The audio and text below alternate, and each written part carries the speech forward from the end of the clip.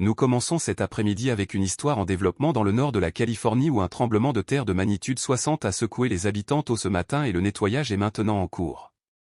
Les récentes secousses à travers San Francisco ont attiré l'attention des habitants et des scientifiques alors qu'une vague surprenante de tremblements de terre a secoué la région de la baie le mois dernier.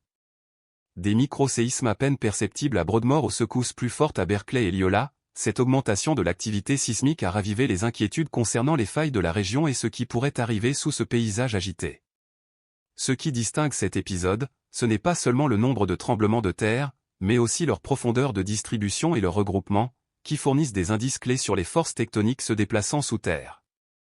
Les données de EarthQuakeTrack montrent 8 tremblements de terre de magnitude 15 ou plus au cours des 7 derniers jours et 34 au cours des 30 derniers jours dans la région de la baie.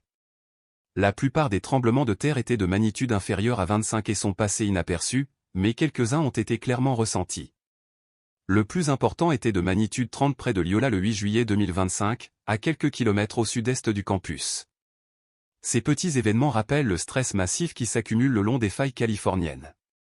Un groupe frappant a frappé Berkeley lorsqu'un tremblement de terre de magnitude 24 a frappé le 27 juillet 2025 à une profondeur de 7 km à moins de 2 miles du centre-ville, secouant les fenêtres et surprenant les habitants. 16 répliques presque simultanées à Broadmoor ont suggéré une libération de contraintes localisées au sein de la même faille. Bien qu'ils ne causent aucun dégât, ces tremblements de terre mettent en évidence le réseau complexe de failles de liste B et la possibilité que de petits événements précèdent des événements plus importants. Leola a également connu 2 tremblements de terre de magnitude 30 le 8 juillet, le premier à 21h16, suivi d'un tremblement de terre de magnitude 26 seulement 40 minutes plus tard, tous deux d'environ 3 km de profondeur, signalant une partie de la faille avec peu d'activité récente. Les sismologues de l'UC Berkeley considèrent les événements appariés comme des signes possibles d'un SM précoce où le stress se propage à travers les failles voisines. En revanche, Broadmoor a connu 16 minuscules tremblements de terre le 27 juillet à 7 km de profondeur, à peine détectables sauf par des instruments, mais cruciaux pour cartographier le comportement des failles qui se propagent au ralenti plutôt que des ruptures spectaculaires. En étudiant ces modèles, les chercheurs suivent la façon dont la tension s'accumule et se relâche par à-coups, ce qui pourrait préfigurer des tremblements de terre plus importants. La région de la baie se trouve à la frontière entre les plaques pacifiques et nord-américaines, la faille de San Andreas étant la principale zone de cisaillement se déplaçant d'environ 50 mm par an. Parallèlement à elle, la faille de Hayward traverse la baie et est considérée comme particulièrement dangereuse. La faille de Hayward se trouve sous la boumole de la baie amplifiant les secousses et a été responsable du tremblement de terre de magnitude 68 de 1868 précédant la catastrophe de San Francisco de 1906. Des études modernes suggèrent qu'elle pourrait se connecter à la faille de Calavra formant une surface de rupture unique capable de produire un tremblement de terre encore plus grand. À l'est de Hayward, la faille de Calavra traverse la Silicon Valley avec un historique de séisme modéré. Des groupes récents d'événements de magnitude 3 suggèrent une nouvelle accumulation de stress. Ces modèles sont liés à des essaims de tremblements de terre, à de multiples séismes de taille similaire se produisant en succession rapide plutôt qu'à un seul choc principal avec des répliques. Dans la région de la baie, les essaims résultent souvent de fluides dans les zones de faille ou de changement de contrainte. Reconnaître un SM est essentiel pour une évaluation précise des risques. Le système d'alerte aux secousses de Californie fournit désormais un avertissement quelques secondes avant l'arrivée des secousses, ce qui permet l'arrêt automatique des trains, des usines et des équipements hospitaliers. Depuis 2019, des alertes aux secousses ont informé les résidents des tremblements de terre de magnitude 3 et plus. Les gouvernements locaux ont également investi dans la modernisation après les tremblements de terre de Loma Prieta en 1989 et de Northridge en 1994, avec des codes de construction plus stricts exigeant des structures renforcées. San Francisco a imposé des améliorations ou la démolition des anciens bâtiments en maçonnerie construits avant 1978. Les quartiers situés sur des terres récupérées, comme le quartier de la Marina, sont toujours confrontés à un risque de liquéfaction où le sol peut se transformer en sable mouvant lors de secousses. Des études géotechniques guident désormais le développement et les rénovations pour réduire ce danger. Il est conseillé aux résidents des zones vulnérables de renforcer les fondations, de sécuriser les chauffe-eau et de préparer des kits d'urgence. Dans le même temps, l'anxiété liée au tremblement de terre grandit dans la région de la baie, les médias sociaux amplifiant les craintes et les lignes d'assistance signalant des pics d'appel après des tremblements de terre notables. Pour préparer les villes à accueillir des ateliers de quartier et le grand séisme annuel de Californie avec plus d'1 million de personnes pratiquant des exercices de sécurité sismique, Des universités comme UC Berkeley et Stanford créent des simulations avancées pour prévoir les secousses et développer des cartes de risque qui façonnent les polices d'assurance et les plans d'urgence. Les experts avertissent qu'il y a 72% de chances qu'un séisme de magnitude 67 ou plus frappe la région de la baie d'ici 30 ans. La Californie continue de mener la recherche sismique et les partenariats publics-privés garantissant que les nouvelles technologies se traduisent rapidement en mesures de sécurité. Bien que les tremblements de terre récents de Broadmoor à Berkeley puissent inciter les gens à s'attendre à des tremblements de terre catastrophiques, la science reste probabiliste et non prédictive. De petits amas signalent un stress, mais le moment et la taille du prochain grand tremblement de terre restent inconnus. Pour l'instant, les chercheurs affirment que l'activité actuelle fait partie des schémas sismiques normaux de la région de la baie. Alors que la région de la baie de San Francisco subit une vague de tremblements allant de grondements subtils à Broadmoor à des secousses plus fortes près de Berkeley et Loyola, beaucoup se demandent si cela annonce une catastrophe à venir. La science des tremblements de terre est probabiliste et non prédictive et, bien que des groupes de petits tremblements de terre puissent montrer une accumulation de stress, l'heure exacte et la taille du prochain tremblement de terre majeur restent inconnus. Les experts expliquent que des centaines de petits tremblements de terre se produisent chaque année ici dans le cadre de la dynamique normale des limites des plaques. Chaque tremblement offre une chance d'apprendre. Les géoscientifiques étudient les données de forme d'ondes pour comprendre le comportement des failles tandis que les ingénieurs analysent les enregistrements de mouvements du sol pour améliorer les codes du bâtiment. Les données de réponse communautaire issues des alertes aux secousses aident à façonner l'éducation du public en montrant où la préparation est encore insuffisante. Les scientifiques surveillent également les risques secondaires tels que les glissements de terrain et les ruptures de conduites de gaz, qui peuvent aggraver les dégâts causés par le tremblement de terre. Les collines abruptes autour de San Francisco sont exposées à des ruptures de pente lors de fortes secousses et la cartographie continue d'identifier les zones à risque les plus élevées. Les entreprises de services publics renforcent les pipelines et installent des vannes d'arrêt rapide pour prévenir les incendies de forêt déclenchés par des conduites de gaz cassées. Les autorités de San Francisco se concentrent désormais sur les bâtiments en béton non ductile construits au milieu du XXe siècle. Les rapports montrent que près de 4000 de ces structures pourraient s'effondrer lors d'un tremblement de terre majeur. Un nouveau programme de sélection obligera les propriétaires à embaucher des ingénieurs pour des évaluations structurelles en commençant dans des zones comme le centre-ville au sud de Marquette et le Tenderloin construit sur une décharge instable. Bien que les rénovations ne soient pas encore obligatoires, l'ordonnance établit des normes de sécurité volontaires et demande aux responsables de la ville d'étudier les données d'évaluation pour les lois futures. Une base de données consultable offrira aux propriétaires et aux locataires une transparence encourageant les investissements dans la sécurité avant le prochain grand tremblement de terre. Moins de 15% des propriétaires de la région de la baie de San Francisco ont une assurance contre les tremblements de terre. De nombreux Californiens sous-estiment les coûts qui peuvent aller de 5 000 à 25 000 $ pour les réparations après un tremblement de terre modéré. Les primes s'élèvent en moyenne à 1 300 $ par an, soit près de 4 fois la moyenne nationale, avec des franchises élevées qui découragent la couverture, en particulier dans les zones à faible revenu. Les défenseurs de l'assurance affirment que la sous-assurance affaiblit la résilience des communautés. Ils font pression pour une sensibilisation du public et des incitations telles que des remises pour les rénovations afin d'étendre la protection et d'atténuer les difficultés financières après les tremblements de terre. La technologie joue également un rôle dans l'alerte précoce. L'application MyShack compte désormais plus de 4 millions de téléchargements dans tout l'État.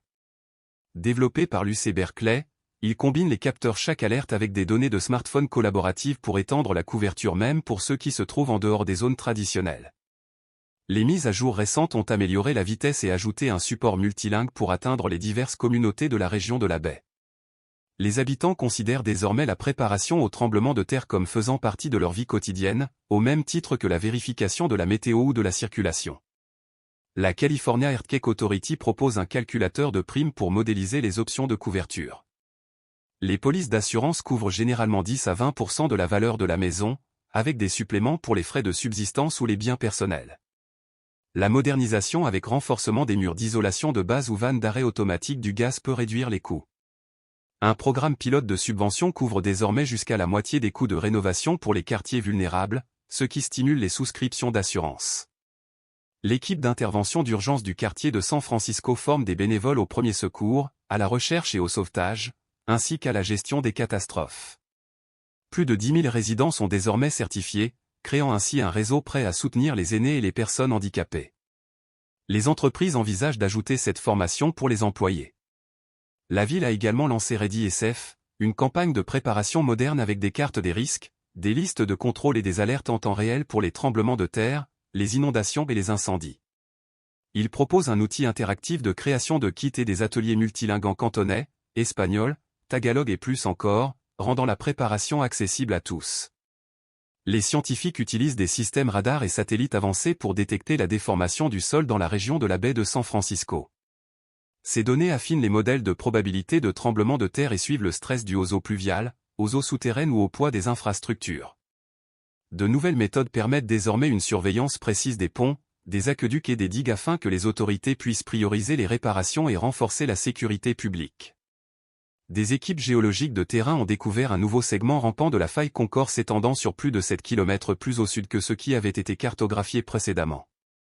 En utilisant des relevés LAR, des tranchées et des analyses INSAR, les scientifiques ont découvert un glissement continu à faible profondeur, renversant les croyances antérieures selon lesquelles ce segment était complètement verrouillé. Cette découverte est importante car les failles rampantes peuvent transférer des contraintes aux sections verrouillées à proximité, augmentant ainsi le risque sismique pour des communautés comme Walnut Creek et Concord. Une surveillance continue montrera si ce brin produit des tremblements épisodiques et des glissements, un phénomène qui complique les prévisions du cycle sismique. La dernière version 3 de chaque alerte intègre désormais des données géodésiques en temps réel dans ses algorithmes d'estimation de magnitude. Elle ajoute une fonction de pause d'alerte offrant aux opérateurs un meilleur équilibre entre vitesse et précision à proximité des épicentres. En combinant les pics d'ondes sismiques P avec les taux de déplacement GNSS, le système détecte la croissance de la magnitude plus rapidement, offrant ainsi des secondes d'avertissement supplémentaires cruciales lors de grands tremblements de terre. Le système de pause d'alerte réduit les fausses alarmes dans les zones à fort bruit de fond ou vibration en attendant qu'un seuil de confiance soit atteint. Les premiers tests montrent une baisse de 15% des fausses alertes sans perte de temps d'avertissement, ce qui constitue une avancée majeure en matière de fiabilité. Les chercheurs ciblent également les risques de glissement de terrain dans les collines de San Francisco et dans l'East Bay. Ils utilisent des modèles d'apprentissage automatique qui combinent les données de déformation des enregistrements historiques de glissement de terrain de l'INSAR et des images satellites à haute résolution. Ces modèles attribuent des scores de danger aux pentes, guidant les plans d'utilisation des terres, les itinéraires d'évacuation et les inspections routières, en particulier le long de l'autoroute 24. Cela aide les agences à prévoir les ruptures de pente après des tremblements de terre modérés, lorsque les coulées de débris sont les plus dangereuses. La sensibilisation communautaire est un élément clé de la réponse. Le programme de sensibilisation à la sécurité du Community Youth Center de San Francisco propose des ateliers de préparation gratuits dans divers quartiers en collaboration avec des églises et des organisations à but non lucratif pour atteindre les groupes mal desservis. Les sessions couvrent les kits d'urgence et le financement de la modernisation proposée en cantonais, espagnol et tagalog. Plus de 5000 résidents se sont joints et des études montrent que les participants sont 2 fois plus susceptibles d'avoir des kits approvisionnés et des plans de communication familiale. Le plan local d'atténuation des risques de San Francisco pour 2025, créé avec CALO et la FEMA, met l'accent sur la coordination entre les services d'urgence, les transports, la santé et les services publics. Il appelle à une plateforme géospatiale centrale pour partager des données en temps réel sur les dommages, les abris et les infrastructures. Le plan donne également la priorité à la modernisation des systèmes critiques comme les conduites d'eau et les réseaux de télécommunications pour éviter les pannes en cascade. Le financement combine les subventions de la FEMA pour les risques avec les obligations municipales, garantissant ainsi une feuille de route financière durable. Le département de la gestion des urgences a également travaillé avec le Conseil de l'éducation pour introduire la science des tremblements de terre dans les écoles, touchant plus de 55 000 élèves. Les leçons comprennent des simulations de failles, des études de cas et la construction de sismomètres avec des kits Arduino. Les étudiants analysent même les données en direct des sismomètres de l'UC Berkeley, inspirant une nouvelle génération de scientifiques et de planificateurs. Les entreprises technologiques de la Silicon Valley intègrent désormais des API d'alerte de secousses dans les systèmes du lieu de travail. De nombreuses entreprises arrêtent les processus de fabrication et sécurisent automatiquement les serveurs lorsqu'une alerte arrive. Les services publics et les agences de transport utilisent des pompes d'arrêt automatiques et des barrières de quai testées régulièrement avec l'État et des groupes de bénévoles pour maintenir la latence à un niveau bas et la sécurité à un niveau élevé. San Francisco a émis des obligations de résilience sismique pour financer des rénovations majeures à l'avance, soutenues par de futurs remboursements de la FEMA. Les projets comprennent le renforcement du Transbay Tube, le renforcement du tunnel de Mile Rock et la modernisation des conduites d'eau d'Embarcadero. Ces efforts réduisent les coûts d'emprunt et encouragent la coopération publique-privée. La stratégie sismique de la région couvre la politique, la science, la technologie, l'éducation et la finance, créant ainsi un filet de sécurité multicouche. De la cartographie INSAR aux leçons STEM, chaque élément renforce la résilience. Bien que le moment du prochain tremblement de terre soit inconnu, l'engagement de la région de la baie de San Francisco en matière de recherche, d'alerte précoce et de préparation équitable renforce ses défenses. Les améliorations des transports se poursuivent. Le Golden Gate Bridge entre dans sa phase finale de modernisation en 2026 avec des plaques d'acier, des amortisseurs et des systèmes de treillis. Près de la moitié du coût de 18 milliards est sécurisé. Le district cherchant le reste. Les responsables soulignent qu'après un tremblement de terre, les véhicules d'urgence doivent traverser dans les 24 heures et le public dans les 72 heures, ce qui rend l'investissement beaucoup moins cher que la reconstruction. Le tube Transbaie de Barre a terminé sa modernisation en 2024 avec de nouveaux revêtements en acier, de la boue de baie compactée et des pompes améliorées. Le tube peut désormais résister à des secousses plus fortes et Barre intègre des données d'alerte de secousse afin que les trains ralentissent automatiquement, protégeant ainsi les passagers. SFO a renforcé les réservoirs de carburant, les pipelines et les tunnels tout en améliorant l'alimentation électrique et les communications pour assurer la sécurité du contrôle du trafic aérien lors d'un tremblement de terre majeur. Ensemble, ces mesures créent un réseau solide de lignes de vie fortifiées préservant la mobilité et la sécurité de San Francisco lorsque le prochain grand tremblement de terre se produira.